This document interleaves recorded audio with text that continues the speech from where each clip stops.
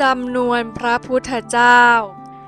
ตัฏฐกิเลสะปรินิพพานังอัสสถะมูเล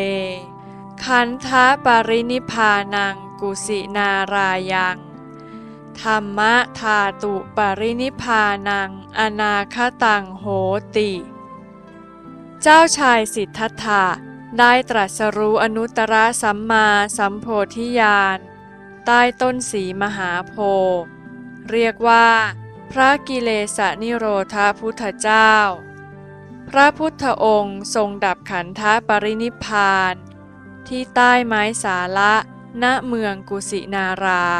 เรียกว่าพระขันธนิโรธพุทธเจ้าพระธรรมที่พึ่งอันประเสริฐของสรรพสัตว์ซึ่งเมื่อปฏิบัติตามแล้ว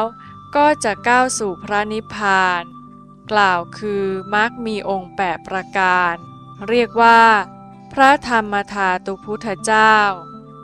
หากกล่าวถึงพระพุทธเจ้าผู้ตรัสรู้ธรรมว่ามีจำนวนเท่าไรก็สามารถกล่าวได้ว่ามีมากมายนับจำนวนไม่ถ้วน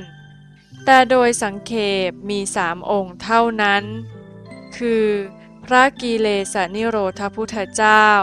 พระขันธนิโรธพุทธเจ้าและพระธรรมธาตุพุทธเจ้า